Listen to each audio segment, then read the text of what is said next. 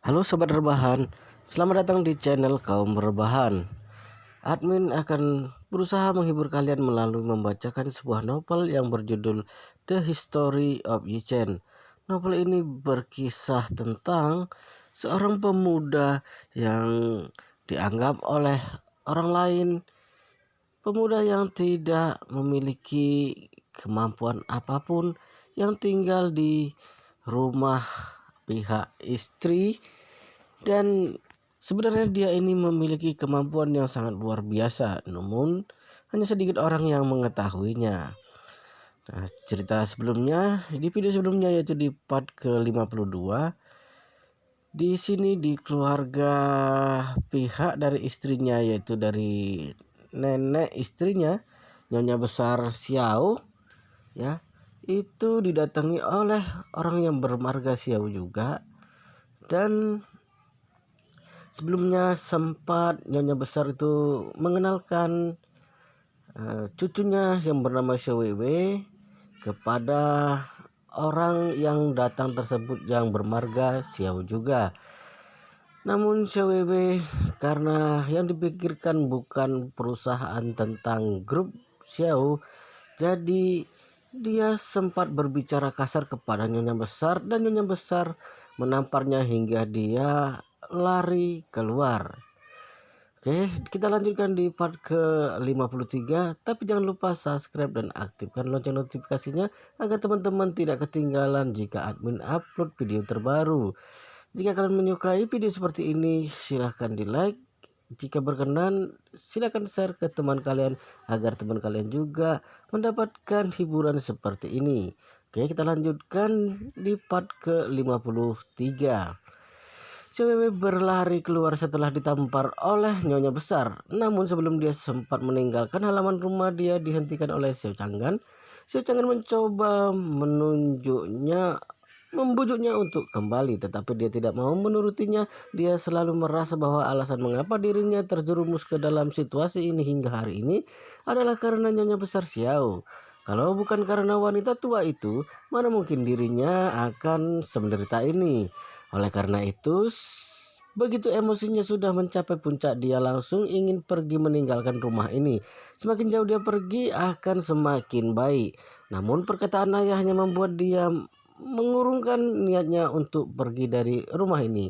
Sucanggan berkata kepadanya dengan serius, "Wewe, kalau kamu meninggalkan rumah ini, kamu mau pergi kemana? Kamu bahkan tidak mempunyai pekerjaan, kamu juga tidak mempunyai tempat tinggal lain di luar sana. Kamu adalah seorang wanita rumahan. Kamu tidak akan langsung bisa bekerja dan menyewa tempat tinggal di luar sana begitu meninggalkan rumah ini. Nenekmu memang melakukan beberapa kesalahan, tapi untuk sekarang ini, selain tetap bersabar, bersandar, dan mengandalkan nenekmu, hal apa lagi yang bisa kita lakukan? Biar bagaimanapun, dia adalah kepala keluarga Xiao." Cewek terdiam sejenak. Dia berulang kali memikirkan perkataan ayahnya. Kalau dia meninggalkan keluarga Xiao, dia tidak mempunyai tempat tujuan. Dia tidak bisa hanya lontang-lantung di jalanan begitu saja, bukan? Biar bagaimanapun, di mata orang-orang dia adalah nona kedua keluarga Xiao. Kalau dia lontang-lantung di jalanan, bukankah nantinya dia akan dihina dan ditertawakan oleh orang-orang? Jadi dia berkata kepada ayahnya dengan sedih, "Ayah, nenek adalah orang yang sangat otoriter. Dia terlalu mendominasi. Bagaimana kalau kita pindah dari rumah ini saja?" Sucanggan menghela nafasnya dan berkata, "Pindah? Kalau kita pindah dari sini sekarang, kita tidak akan mendapatkan apa-apa. Coba pikirkan, kira-kira nenekmu bisa hidup berapa tahun lagi? Kalau dia meninggal, rumah ini dan beberapa aset milik keluarga Xiao lainnya adalah milik keluarga kita. Semua ini adalah milik kita. Kalau kita pindah dari sini, lalu paman keduamu beserta keluarganya kembali ke sini, bagaimana? Kita akan kehilangan semuanya." Cewek langsung memahami maksud perkataan ayahnya. Untuk saat ini jangan melihat hubungan keluarga Xiao Curan dan Nyonya Besar yang sangat buruk. Kalau dia pindah dari rumah ini, sangat mungkin sekali kalau mereka sekeluarga akan memanfaatkan kesempatan ini untuk kembali ke sini. Saat terpikirkan hal ini, Xiaowewe langsung menangis sedih dan berkata, Tapi kalau kita terus tinggal di sini seperti ini juga bukan merupakan solusi. Aku sudah tidak tahan lagi dengannya. Xiao Changgan tidak bisa berbuat apa-apa, dia hanya bisa menenangkannya. Jangan terlalu memikirkannya lagi pula saat ini sedang ada tamu di rumah kita. Jangan sampai tamu itu melihat keributan yang terjadi di keluarga kita. Saat tamu itu pergi, ayah akan memberimu uang. Kamu bisa pergi berjalan-jalan untuk menghibur dirimu sendiri. Cewek akhirnya menganggukkan kepalanya. Dia menyetujui perkataan ayahnya. Baiklah. Ketika dia dan ayahnya kembali memasuki rumah tersebut, Nyonya Besar Xiao baru saja mengantar Xiao Yiqian ke kamar tamu. Dia sedang berjalan turun seorang diri. Saat melihat bahwa Xiao Wei kembali, dia segera berjalan menghampiri dan berkata kepadanya dengan perasaan bersalah, "Wewe, maafkan nenek. Nenek telah berbuat salah kepadamu. Tadi nenek terlalu gegabah. Nenek harap kamu mau memaafkan nenek." Nyonya Besar Xiao masih berharap agar Xiao Wei bisa mendapatkan Xiao Yakian. Jadi begitu melihat bahwa Xiao Wei kembali, hal pertama yang dia lakukan adalah meminta maaf kepadanya terlebih dahulu. Xiao Wei sama sekali tidak menyangka bahwa neneknya akan meminta maaf terlebih dahulu kepadanya. Neneknya adalah orang yang sangat tegas dan keras. Ini merupakan hal yang sangat jarang terjadi. Jadi saat ini hatinya langsung terasa jauh lebih tenang. Nyonya Besar Xiao menarik tangan Xiao Wei dan mengajaknya untuk duduk di sofa. Setelah itu dia berkata kepadanya dengan sungguh-sungguh, "Wewe, saat ini keluarga kita sedang menghadapi masalah yang sangat besar. Kamu mengetahui hal ini bukan?" Saya mengangguk. "Iya, Nek, aku mengetahuinya. Sekarang ini pertunanganmu dibatalkan oleh keluarga Wang. Hal ini sudah menjadi lelucon bagi Jinling. Mes- Meskipun sebenarnya nenek tidak ingin membahas hal ini, tetapi inilah sebenarnya. Kamu pasti juga memikirkan hal ini, bukan?" Begitu masalah ini diungkit lagi, Cewek tidak bisa menahan tangisnya lagi. Semua orang di Jinling mengetahui bahwa dia adalah wanita yang pertunangannya dibatalkan oleh keluarga Wang. Jadi kalau dia ingin menikah dengan pria yang kaya raya dan berasal dari keluarga yang terhormat lagi, hal ini tidak akan mungkin terjadi. Setidaknya hal ini tidak akan mungkin terjadi di Jinling. Oleh karena itu saat ini masa depannya berubah menjadi tidak pasti. Nyonya Besar Xiao membantu menyeka air mata kemudian berkata kepadanya dengan serius, "Wewe, dulu hidupmu bak seorang putri di keluarga kita. Nenek memanjakanmu, ayah ibumu memanjakanmu, kakakmu juga memanjakanmu, sehingga kamu tidak mau belajar dengan baik. Setelah lulus, kamu juga tidak mau bekerja. Sebenarnya hal ini tidak menjadi masalah. Tetapi kondisi keluarga kita saat ini sudah tidak seperti dulu lagi. Kamu harus berubah, kamu harus bisa menjadi dewasa, kamu harus bisa bertanggung jawab atas keluarga ini juga. Karena kalau tidak, kondisi keluarga kita semakin lama akan semakin buruk. Kita akan semakin menderita." Sweeping menganggukkan kepalanya berulang kali. Dia berkata dengan rasa bersalah, "Nenek, maafkan aku. Dulu aku hanya mau bersenang-senang. Aku juga tidak mempelajari dan mendapatkan ilmu apapun. Sehingga sekarang ini aku tidak bisa membantu apa-apa." Nyonya Besar Xiao menggenggam tangan Xiao Wei dan berkata dengan serius, "Wewe, hal yang sudah berlalu biarlah berlalu. Kamu adalah cucu kesayangan nenek. Mana mungkin nenek menyalahkanmu." Setelah mengatakan ini, Nyonya Besar Xiao menambahkan perkataannya lagi. "Saat ini ada satu kesempatan bagus yang terbuka untuk kita. Seperti kata pepatah, sekali dayung dua tiga pulau terlampaui. Kita bisa mendapatkan banyak hal hanya dengan melakukan satu hal saja. Kita tidak hanya akan menyelesaikan permasalahan keluarga kita, kamu juga bisa mempunyai kesempatan untuk bangkit lagi. Bahkan, kamu juga bisa menjadi orang yang derajatnya jauh lebih tinggi dibandingkan orang lain. Apa kamu mau mengambil kesempatan ini?" Begitu mendengar tawarannya, Cewek langsung menganggukkan kepalanya. Dia berkata dengan penuh semangat, "Tentu saja, aku mau mengambil kesempatan itu." Ketika Xiao Changgan dan Xiao Hailong mendengar hal ini, mereka langsung berjalan menghampiri mereka. Xiao Changgan menjadi sangat bersemangat. Dia bertanya, "Ibu, cara apa yang bisa kita lakukan?" Nyonya Besar Xiao berkata dengan serius, "Solusi ini masalah kita adalah Dewan Xiao. Xiao Yakian, orang yang sedang berada di kamar tamu lantai atas rumah kita. Dia," Xiao Changgan langsung bertanya, "apa dia bersedia untuk membantu kita?" "Tidak," Nyonya Besar Xiao menggelengkan kepalanya dan berkata, "Dia berkata bahwa dia bukanlah kerabat ataupun teman kita. Dia datang kemari hanya untuk memenuhi keinginan terakhir ayahnya, jadi dia tidak mempunyai kewajiban untuk membantu kita." Xiao Chang'an sedikit kebingungan, jadi dia bertanya, lalu maksud ibu bagaimana? Nyonya besar Xiao berkata, maksudku adalah Weiwei bisa memanfaatkan kesempatan ini. Dia bisa memanfaatkan Xiao Yakian. Aku bisa melihat bahwa dia sedikit tertarik dengan Weiwei. Xiao Chang'an terkejut. Dia langsung berkata, ibu tidak berniat menyuruh Weiwei untuk mendekati Xiao Yakian bukan? Pria itu bahkan lebih tua dariku. Memangnya kenapa? Nyonya besar Xiao bertanya baik kepadanya. Memangnya kenapa kalau dia lebih tua darimu? Wang Yunfei memang masih muda, tetapi apa? Wewe sudah menjalin hubungan dengannya begitu lama, dia bahkan bersedia menggugurkan kandungannya demi dia. Tetapi hasilnya bagaimana? Selain menyakiti Wewe, hal apa yang dia berikan kepadanya? Xiao Chang'an langsung berkata, hal itu merupakan hal yang biasa terjadi saat menjalin hubungan. Tetapi Xiao Cakian sudah tua, dia adalah seorang pria tua. Nyonya besar Xiao berkata dengan tegas, memangnya kenapa kalau dia sudah tua? Dia adalah pria tua yang kaya raya dan berkuasa. Dia mempunyai koneksi dan sumber penghasilan di mana-mana. Kalau berhasil mendapatkannya, kita bisa mendapatkan apapun yang kita butuhkan.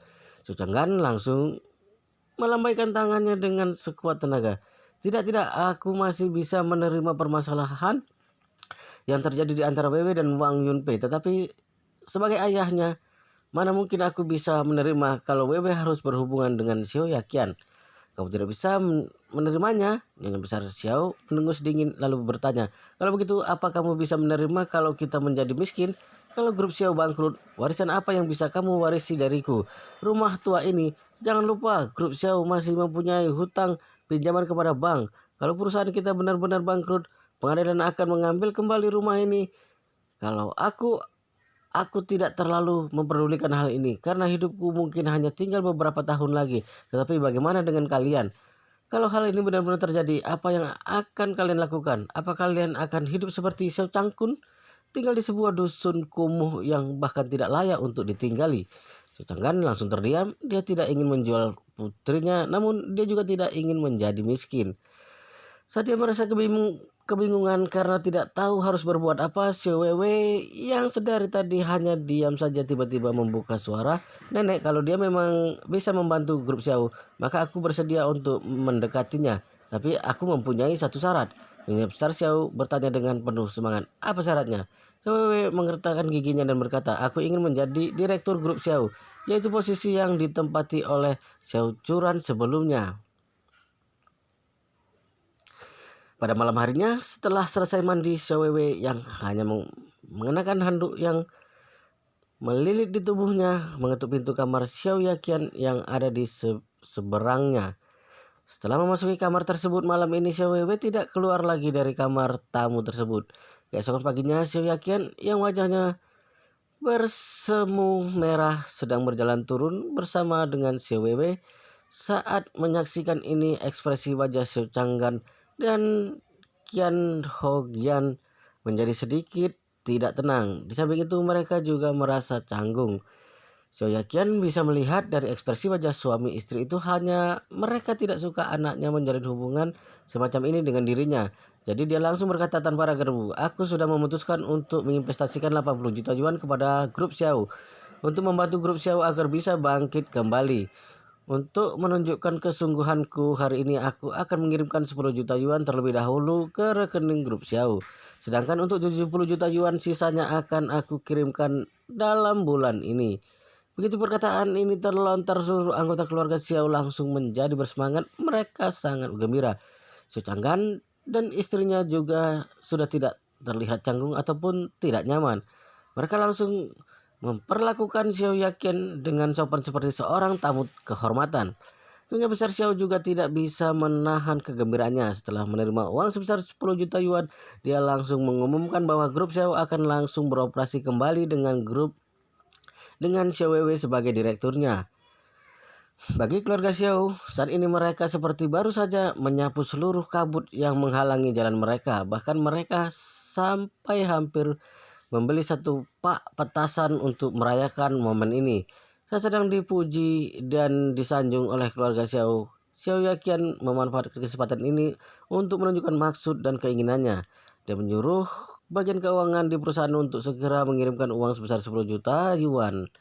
kepada grup Xiao agar untuk sementara ini grup Xiao dapat mengatasi permasalahan terputusnya rantai modal perusahaan mereka. Di saat yang bersamaan, dia secara pribadi mengirimkan uang sebesar 5 juta yuan kepada Xiao Weiwei sebagai uang saku untuknya. Tadi malam Xiao Weiwei berusaha sekuat tenaga untuk melayaninya. Hal ini membuat pria itu benar-benar merasa puas. Xiao Yaqian yang berusia 50 tahun lebih sudah lama sekali tidak merasakan gairah yang sangat menyenangkan itu. Xiao Weiwei membuat dirinya merasa seperti kembali muda lagi. Jadi setelah kejadian semalam sepertinya dia sudah jatuh cinta kepada Xiao Weiwei. Bahkan dia berpikiran untuk menjadikan wanita ini sebagai kekasihnya untuk waktu yang lama. Oleh karena itu setelah memberi mereka sejumlah uang saat berada di meja makan, dia berkata kepada Nyonya Besar Xiao dan Xiao Changgan beserta istrinya. Nyonya Besar Xiao Changgan dan juga Qian Hogian, aku mempunyai sebuah permintaan untuk sedikit lancang. Aku harap kalian bisa menyanggupi permintaanku ini. Sejak tadi, tubuh Nyonya Besar Xiao sudah gemeteran karena merasa sangat bersemangat. Pada saat ini, dia berkata kepadanya dengan wajah bahagia, Dewan Xiao, kita adalah keluarga, kamu tidak perlu berkata seperti itu. Kalau kamu mempunyai sebuah permintaan, katakan saja, kamu adalah penyelamat keluarga Xiao, kamu tidak mungkin berani menolak permintaanmu. Saya yakin menarik Xiao Weiwei sekilas. Kemudian berkata, aku merasa bahwa sepertinya aku dan Wewe adalah pasangan yang cocok. Meskipun perbedaan usia kami cukup jauh, tetapi cinta tidak pernah memandang usia. Jadi aku harap kalian mau mengizinkan Wewe untuk menjadi kekasihku di masa depan nanti. Aku pasti akan membantu keluarga Xiao sekuat tenagaku. Aku juga akan memperlakukan Wewe dengan sangat baik. Meskipun Xiao Weiwei sebenarnya ingin menolak pria tua ini, tetapi dia tidak bisa menolak uangnya. Setelah menerima 5 juta yuan darinya dan mendengar perkataan barusan, dia merasa sangat senang. Kalau dia terus menempeli pria ini, masa depannya pasti akan terjamin. Dia pasti bisa naik sampai ke puncak. Di sisi lain, begitu mendengar perkataannya, Nyonya Besar Xiao juga langsung menyanggupi permintaannya dengan senang hati. Dewan Xiao, berhubung kamu merasa cocok dengan Wewe, maka aku akan mendukung hubungan kalian berdua. Meskipun Xiao Changgan merasa sedikit keberatan, namun begitu memikirkan bahwa nantinya keluarga Xiao akan naik ke kapal yang jauh lebih besar dibandingkan sebelumnya, dia langsung merasa tenang. Jadi dia berkata, mengenai hal ini kalian berdua bisa memutuskannya sendiri, kami sama sekali tidak keberatan. Qian Hongqian juga membuka suara. Dia berkata dengan sedikit tidak senang, Dewan Xiao, bukankah kamu sudah mempunyai istri? Putri kami Wewe belum menikah. Kalau hubungan kalian berdua tersebar keluar bagaimana? Apa yang akan kamu lakukan?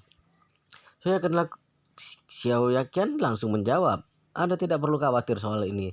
Satu hari nanti di waktu yang tepat aku pasti akan menikahi Wewe secara resmi.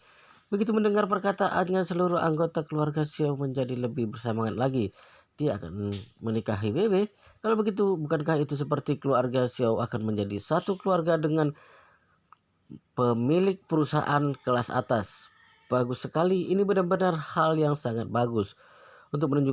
Untuk menunjukkan keseriusannya, Xiao Yaqian berkata, sebenarnya ada beberapa hal yang belum kalian ketahui. Aku juga mempunyai banyak bisnis di provinsi Nanguang. Selain itu aku juga merupakan ketua perkumpulan bisnis di Nanguang. Di masa depan nanti aku pasti bisa membantu keluarga Xiao dalam berbagai bidang. Aku akan membuat keluarga Xiao menjadi keluarga nomor 1 di Jinling. Begitu perkataan ini terlontar, anggota keluarga Xiao langsung menangis bahagia. Xiao Wei langsung memeluk Xiao Yaqian di hadapan kakek, nenek, juga kedua orang tuanya sambil terus meneteskan air matanya. Dia merasa bahwa dirinya pada akhirnya mempunyai kesempatan untuk bisa bangkit lagi dan bahkan bisa mencapai puncak.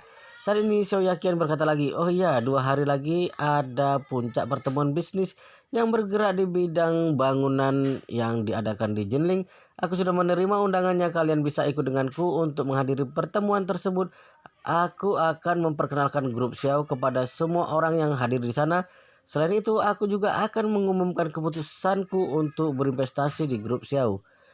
Xiao Wei langsung bertanya, Yaqian, bagaimana kamu akan memperkenalkan aku kepada orang-orang di sana? Apa kamu akan mengungkapkan hubungan kita? Xiao Yaqian berkata sambil tersenyum. Untuk sementara ini aku belum bisa melakukan itu. Kamu bisa mengatakan bahwa aku adalah pamanmu. Saat waktunya sudah tepat, aku akan menikahimu secara resmi setelah aku menceraikan wanita jelek itu. Cewek sangat bahagia begitu mendengar jawabannya. Setelah itu dia berkata kepadanya dengan manja, "Yakin aku sangat senang mendengarnya. Aku ingin terus bersama denganmu dan menua bersamamu." Xiao Yakin membelai tangannya yang lembut dan berkata dengan penuh kasih sayang, "Jangan khawatir sayang, kita akan bersama selamanya." Keluarga Xiao tidak langsung mengumumkan bahwa keluarga mereka akan segera bangkit kembali. Jadi Yi Chen tidak mengetahui soal variabel ini. Dalam beberapa hari terakhir dia selalu mondar-mandir dari rumahnya ke rumah sakit untuk menjaga ayah mertuanya yang sedang dirawat di rumah sakit. Sekarang kondisi ayah mertuanya sudah jauh lebih baik. Dia hanya perlu beristirahat di rumah sakit beberapa hari lagi sampai kondisinya benar-benar pulih. Selama beberapa hari terakhir, Yi Chen bertanggung jawab untuk mengirimkan makanan dan menjaganya. Berita tentang paraplegia akut yang diderita oleh Xiao Changkun berhasil disembuhkan sudah tersebar keluar. Hal ini menimbulkan kehebohan di seluruh penjuru negeri. Hampir tidak ada dokter dan orang yang bekerja di bidang medis yang berani mempercayai bahwa keajaiban medis seperti itu dapat terjadi di negara ini. Namun, begitu mendengar bahwa dokter yang membuat keajaiban medis itu benar-benar terjadi adalah si Tiangqi, semua orang langsung merasa lega. Reputasi si Tiangqi di dalam negeri sebagai dokter yang mempunyai tangan Tuhan ini sangat mengesankan, terutama di bidang medis. Hampir tidak ada orang yang tidak mengenalnya. Kali ini, setelah dia berhasil menyembuhkan penyakit paraplegia akut tersebut, reputasi si Tiangqi naik satu peringkat lagi. Dia sudah menjadi orang nomor satu di bidang pengobatan tradisional Tiongkok. Banyak sekali wartawan yang ingin mewawancarai si Tianqi. Bahkan ada wartawan asing yang ingin mewawancarainya juga. Selain itu ada banyak sekali perusahaan farmasi papan atas yang ingin mengajaknya bekerja sama untuk membuat obat yang dapat menyembuhkan penyakit paraplegia akut. Namun si Tianqi menolak semua tawaran itu. Dia tidak ingin menggunakan kemampuan Master Yi Chen untuk menjadi pusat perhatian. Biar bagaimanapun kemampuan yang begitu hebat ini bukanlah miliknya, melainkan milik Master Yi seorang. Untuk mengungkapkan kekaguman dan rasa terima kasihnya kepada Master Yi, si Tianqi membuat sebuah keputusan. Dia akan menetap di Jinling. Dia beranggapan kalau dirinya menetap di Jinling, dia akan mempunyai kesempatan untuk membalas kebaikan Yi Chen. Jadi dia ingin membuka klinik pengobatan tradisional di Jinling. Di satu sisi dia bisa mengobati dan meresepkan obat untuk pasien di Jinling. Di sisi lain dia juga bisa melaksanakan perintah yang diberikan oleh Yi Chen sewaktu-waktu. Cucunya Chen Xiaozhou sangat senang ketika mengetahui bahwa kakeknya memutuskan untuk menetap di Jinling. Dia sampai tidak bisa berkata-kata. Masa remaja adalah masa di mana seorang mulai merasakan perasaan yang dinamakan cinta. Saat ini, Chen Xiaozhou memang sedang berada dalam usia remaja, hatinya sedang berbunga-bunga, dan juga sedang berada dalam tahap yang sangat sensitif. Terlebih lagi, tidak ada seorang wanita pun yang dapat menahan pesona seorang pria yang begitu kuat. Oleh karena itu, sejak awal dia sudah terpesona dengan Yi Chen.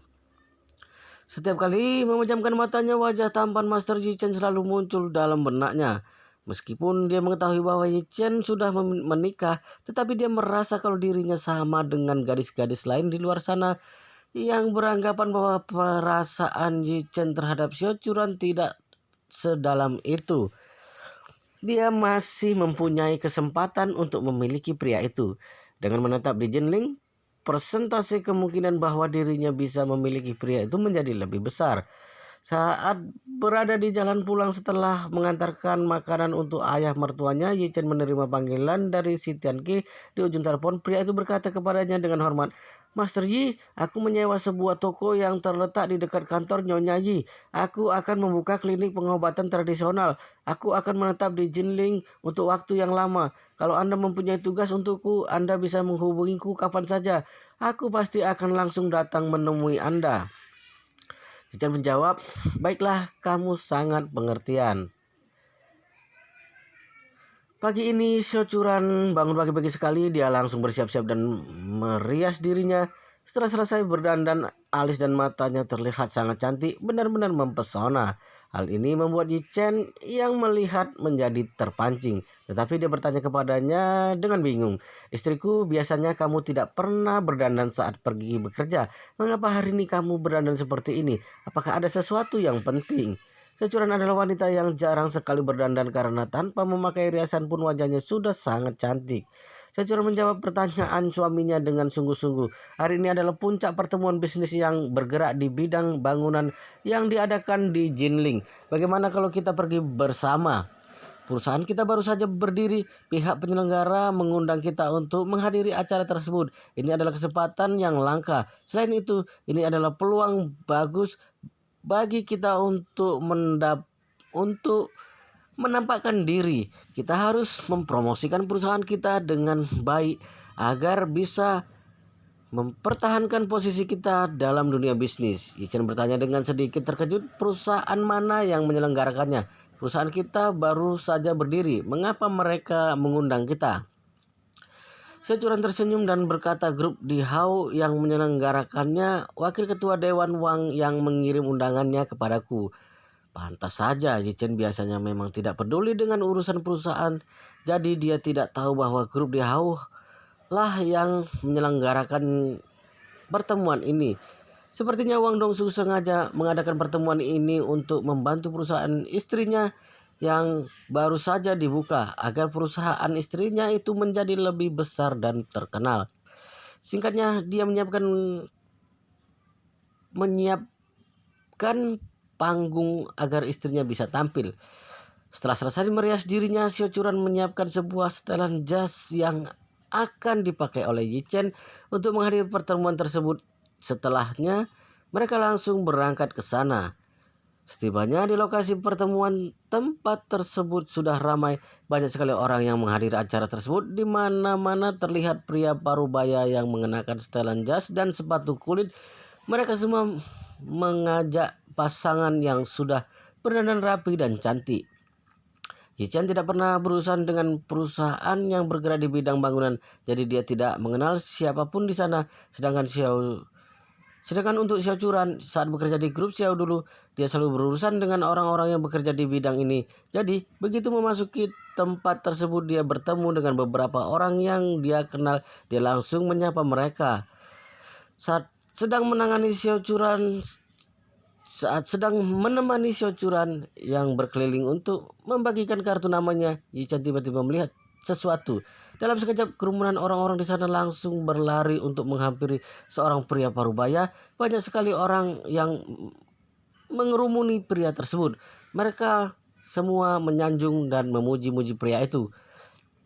Penglihatan Yichen sangat tajam. Saat melihat ke arah pria tersebut, dia langsung melihat bahwa pasangan yang dibawa oleh pria parubaya itu ternyata adalah Xiao Weiwei. Dia tidak bisa menahan untuk tidak bertanya kepada Xiao Churan. Istriku, bukankah grup Xiao sudah bangkrut? Mengapa Xiao Weiwei datang kemari?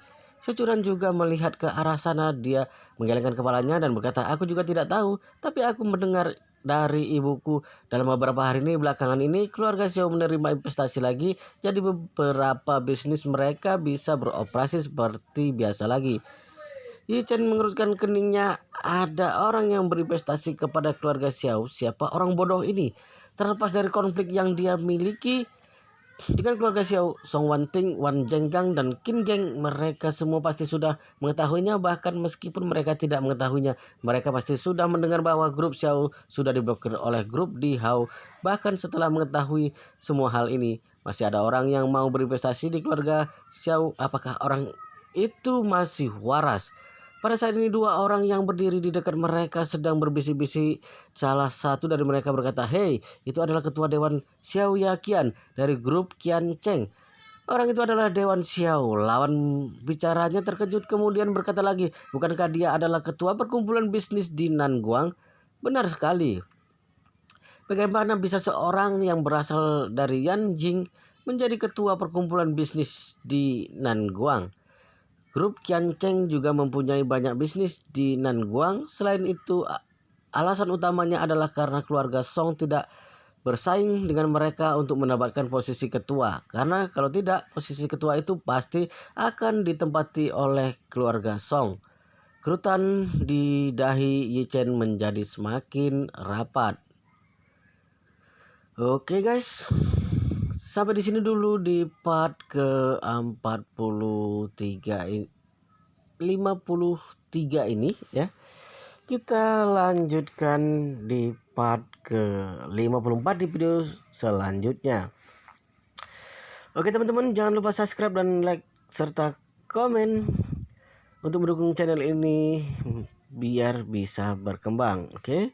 Dan kita akhiri di sini, kita lanjutkan di part berikutnya yaitu part ke-53.